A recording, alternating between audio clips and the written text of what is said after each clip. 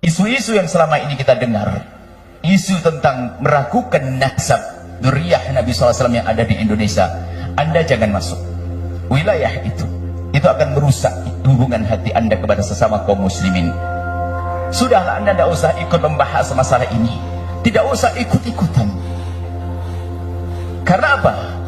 Semuanya hasilnya adalah gara-gara ini menjadi renggang hati kaum muslimin. Ustadz dengan ustadz renggang, kiai dengan para habaib renggang. Apakah itu sebuah keindahan? Kalau memang sebuah kebaikan, tidak akan membuat kerenggangan. Jadi cukup Anda tidak usah membahas masalah ini. Tugas Anda adalah bagaimana Anda menjaga keluarga Anda. Ini tambahan dari kami. Rumah tangga Anda, anak-anak Anda. Tidak perlu Anda ikut dalam wilayah caci maki, olok-olokan. Anda akan rugi. Anda akan rugi dalam yang demikian. Ini adalah termasuk upaya-upaya menjauhkan kita daripada baginda Nabi Muhammad SAW dan termasuk ulama. Karena dari kalangan yang saat ini lagi dimusuhi oleh sebagian orang, mereka bukan saja disebut sebagai dzurriyyah Nabi, juga di antara mereka ulama-ulama Rasulullah. Ulama, kalau sudah kita dijauhkan dari mereka, kita jauh daripada ulama. Artinya yang beliau sampaikan tadi adalah kadang menjauhkan para ulama, menjauhkan dari dzurriyyah Nabi, yang kadang dzurriyyah Nabi adalah juga ulama. Apa yang terjadi pada umat nanti? Lihat permusuhan, hari ini terjadi permusuhan. Kami himbau kepada semuanya, wahai para perindu baginda Nabi, pecinta Nabi, pecinta dzurriyyah Nabi, Anda jangan masuk wilayah itu. Anda jangan ikut membahas masalah ini, mengotori hati kita. Guru-guru Anda sudah mengajari, guru-guru Anda di para kiai, para habaib mengajari kebaikan. Itu sudah selesai. Anda jangan ikut-ikut dengan gaya bermacam-macam yang itu merugikan umat Islam itu sendiri, menjauhkan kita dari baginda Nabi Muhammad SAW. Kami lanjutkan apa yang beliau sampaikan. Nah, ini adalah tidak lepas daripada urusan-urusan yang tidak ada hubungan dengan urusan agama. Bisa jadi apakah urusan, mungkin urusan politik apa. Oke, yang jelas kalau urusan agama tidak seperti itu. Tidak menanamkan kebencian. Urusan agama tidak akan menanamkan kebencian. Urusan agama tidak akan menanamkan caci maki. Urusan agama tidak akan menanamkan dendam. Urusan agama tidak akan menanamkan perpecahan. Kalau urusan agama akan menjadikan orang semakin indah, bukan menjadi sebab permusuhan. Sehingga mungkin rambu-rambu, selagi sesuatu yang dihadirkan kepada kita kok menjadikan sebab kita bermusuhan, pasti itu bukan bagian daripada agama Nabi Muhammad SAW. Mendustakan dzurriyyah Nabi SAW, mendustakan, bahaya sekali mendustakan. Oke lah, baik, sudah tadi kita akan rambu-rambu, jangan masuk wilayah itu. Ini beliau jelaskan supaya kita sudah mantap manhaj yang kita ikuti. Alhamdulillah kita bisa ngaji, kita bisa belajar, kita bisa memperbaiki rumah tangga. Ini pun kita masih sering berantakan. Bagaimana kalau kita sibukkan dengan sesuatu yang menjadikan rusak umat ini? Kemudian beliau juga sampaikan bahwasanya akhirnya yang rusak adalah akhlak.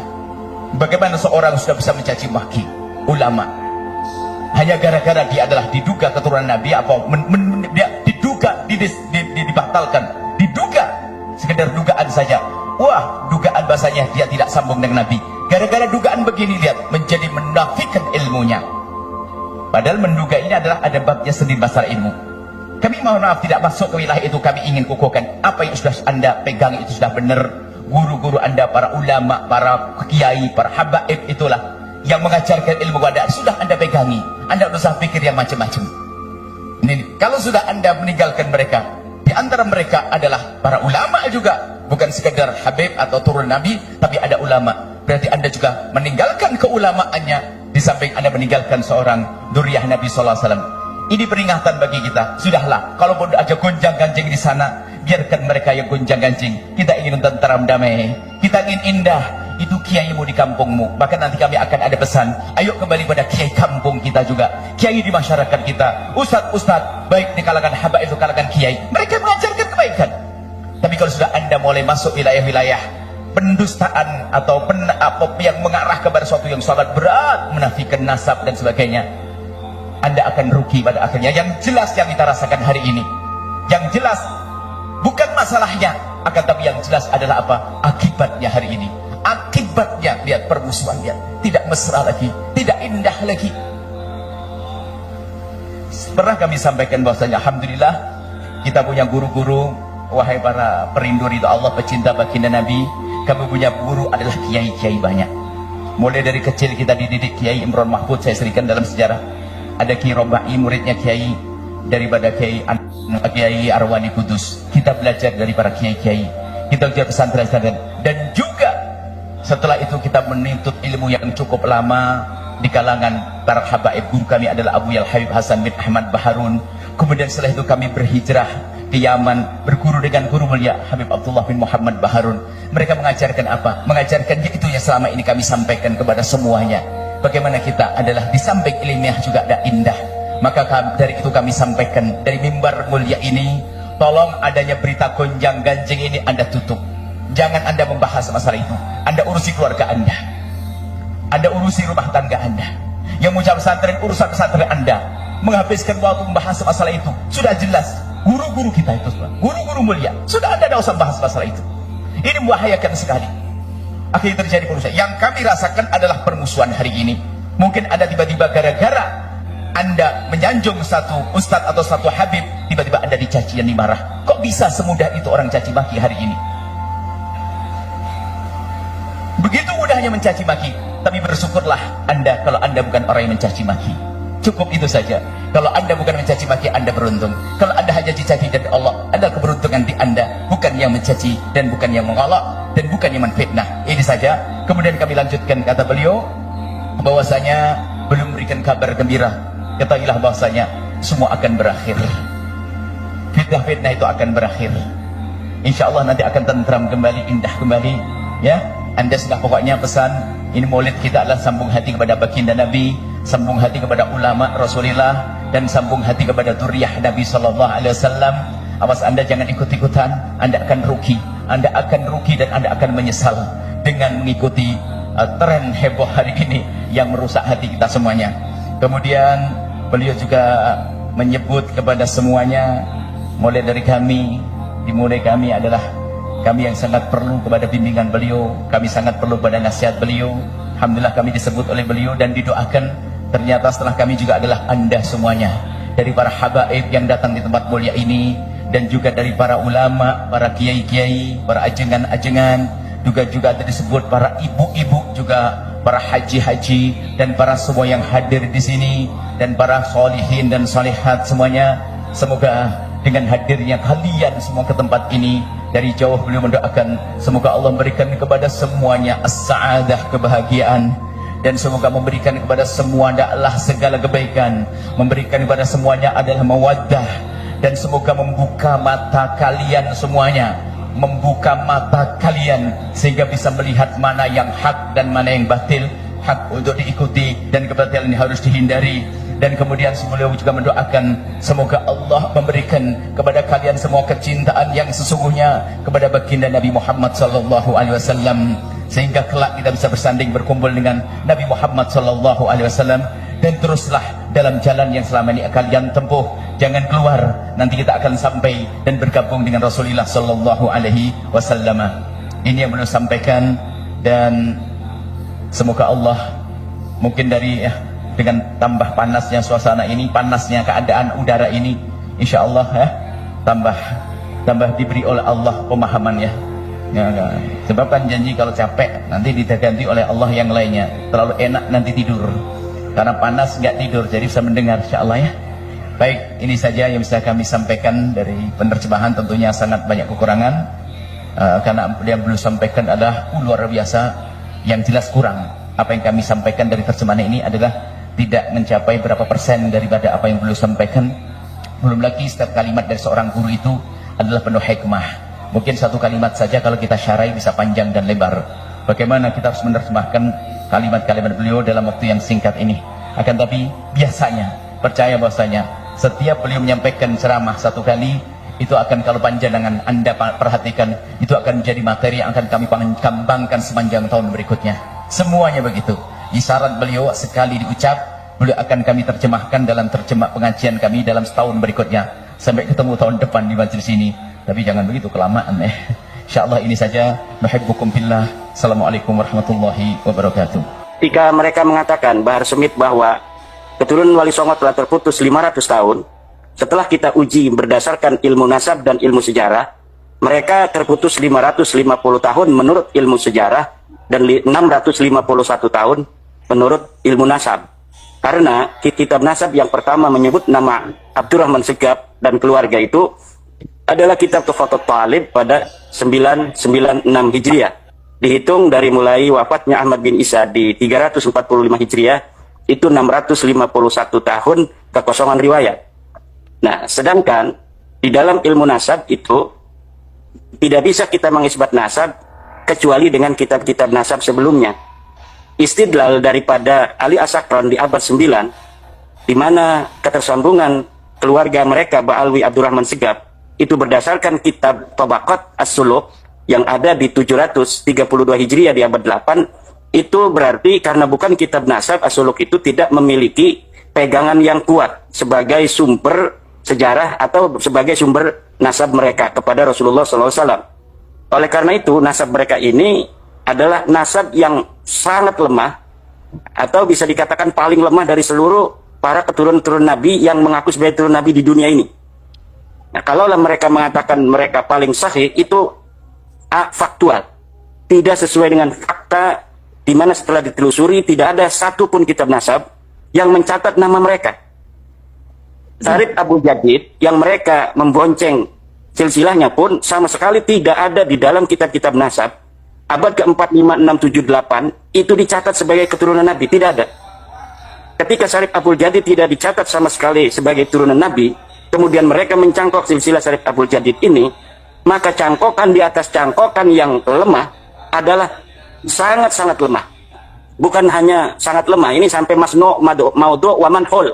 Jadi ini nasabun manhul. Betul-betul nasab yang diciptakan di abad ke-9 itu. Kemudian di dalam ilmu sejarah, kitab-kitab sejarah yang ada di abad 9 itu mudtarib. Semuanya tidak ada yang teguh menyebutkan silsilah mereka. Tabaqatul Khawas itu diacak-acak isinya itu.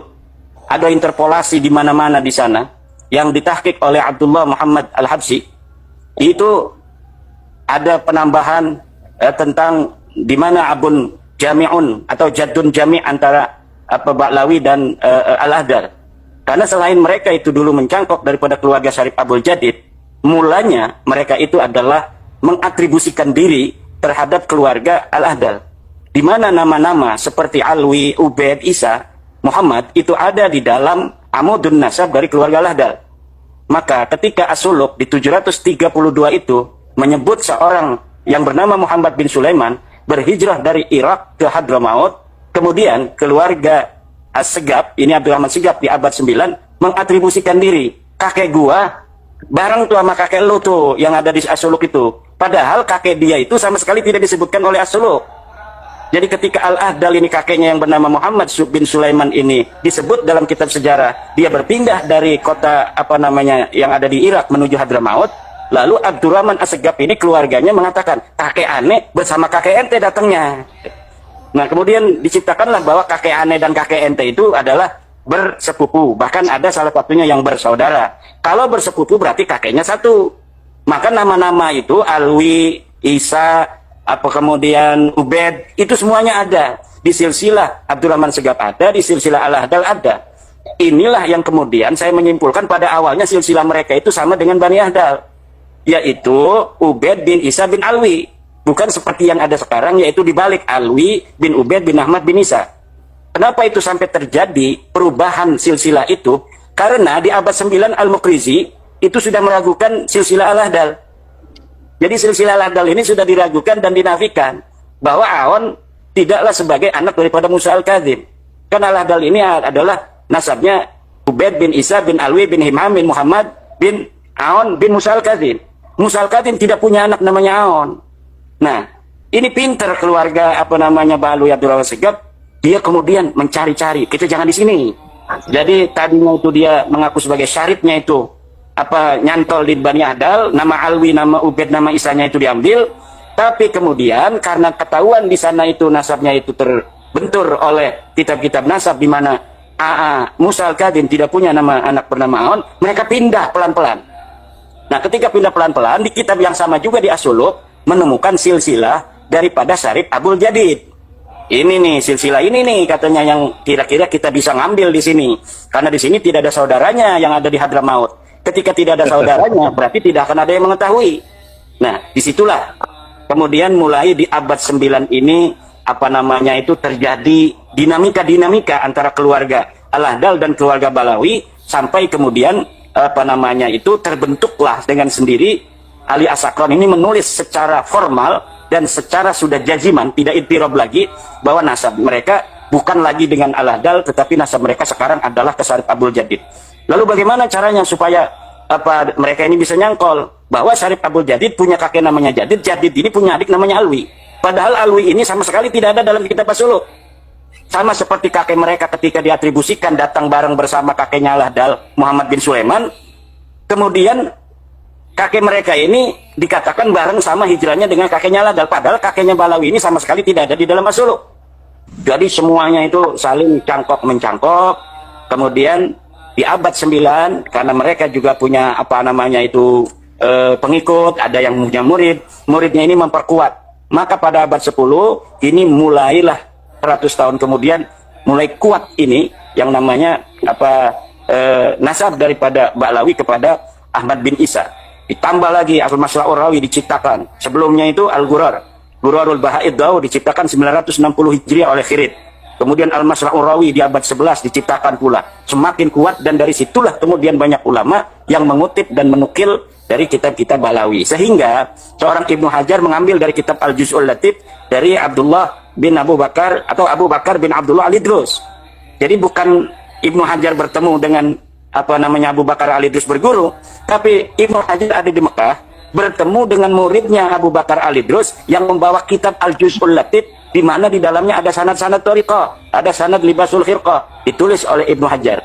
Karena apa? Ibnu Hajar itu mencatat, karena pada masa lalu seorang ulama itu akan semakin kuat otoritas keagamaannya itu apabila banyak mempunyai silsilah-silsilah sahabat, baik dalam ilmu hadis, dalam ilmu tafsir, ilmu fiqih, ilmu tasawuf, ilmu filsafat, dan lain sebagainya. Maka ada istilah al-jamma, orang-orang yang mengumpulkan sanad-sanad silsilah. Jadi ada silsilah itu dengan bil wijadah, ada silsilah bil ijazah. Ini kalau Ibnu Hajar ini hanya bil wijadah. Al-Fakir Bahar Al-Bisi ingin menyampaikan, sebenarnya saya tidak mau menyampaikan, akan tetapi Imtithalul Amr Ibnu Syekhi, karena ini adalah perintah dan saya punya guru untuk membuat video, maka saya buatlah video tentang gaduhnya atau tentang di media sosial, di YouTube dan di mana-mana, bahwasanya saya Bahar bin Smith mengatakan Wali Songo tidak punya keturunan. Makanya kalau mau lihat video, itu lihat video yang utuh. Jangan lihat video dipotong-potong. Itu namanya enggak tawasud. Itu namanya enggak tawazud. Itu namanya enggak insaf. Ya. Coba lihat, itu ketika saya lagi mengajar.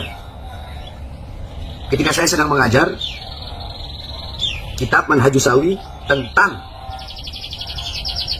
lakop daripada Alawiyin atau Alawiyat atau Ba'alawi, yang dimana lakop itu adalah nisbat daripada Sayyidina Ali bin Ubaidillah. Dari situlah baru saya membahas dengan rinci satu persatu sampai pecah dua nasab garis keturunan Sayyidina Ubaidillah bin Ahmad Al-Muhajir, yaitu Fagil Mugaddam dan Amul Fagi. Tidak usah kita bahas Fagil Mugaddam. Di situ saya bilang Amul Fagi, keturunan dari Amul Fagi bin Smith, saya Amul Fagi, Al-Haddad, Al-Aidid, ya. Wali Songo itu dari Amul Fagi. Kemudian di situ saya mengatakan, tetapi banyak zaman sekarang, banyak orang-orang zaman sekarang, mereka mengaku sebagai cucu Wali Songo dengan memakai fam Azamat Khon. Ingat, memakai fam Azamat Khon. Itu yang terus-terus saya ulang. Jadi yang saya maksud adalah Wali Songo, cucu Wali Songo yang memakai fam Azamat Khon. Dan fam Azamat dan perkataan Azamat Khon di video itu saya ulang-ulang terus. Jadi yang diambil hanya video saya mengatakan bahwasanya Wali Songo nasabnya terputus. Itu aja diambil. Wali Songo tidak punya keturunan. Di sini saya akan sedikit membawakan satu kaidah, yakni kaidah furu dari salah satu kaidah yang merupakan 5 kaidah kubro, 5 kaidah yang paling besar, yakni jami'ul fiqhil islami buni 'alaiha wa turja'u ilaiha jami'u masail fiqh. Yakni 5 kaidah ini fikih Islam dibangun di atas 5 kaidah ini. Dan kembali kepada 5 kaidah ini seluruh hukum-hukum fikih. Nah, dari 5 kaidah ini salah satu kaidah yang berbunyi yakni al-umur bima qasidiha. Segala perkara-perkara apapun itu tergantung tujuan, maksud, niat. Nah, ini kaidah yang termasuk 5 kaidah besar. Nah, furuk dari kaidah al-umur bima qasidiha adalah an-niyatu tukhsisul am wala tu'amimul khos. Niat itu mengkhususkan lafaz yang umum dan tidak mengumumkan lafaz yang khusus. Contoh, di situ saya bilang Wali Songo tidak punya keturunan. Itu adalah lafaz umum. Tetapi tujuan saya, maksud saya, niat saya adalah keturunan Wali Songo yang bermarga Azamat Khan. Paham?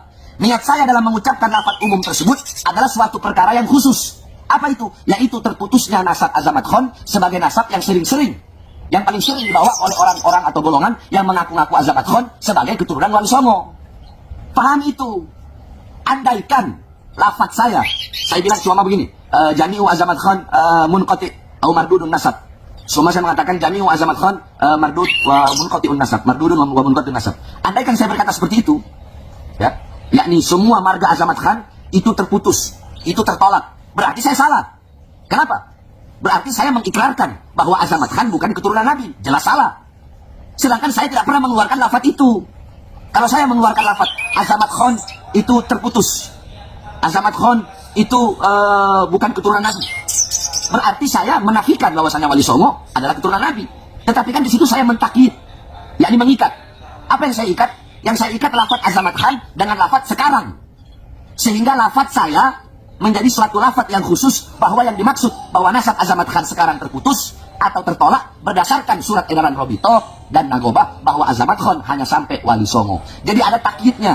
Apa takyidnya? Yang mengikat lafaz tadi yaitu lafaz sekarang. Saya bilang keturunan Wali Songo sekarang. Begitu.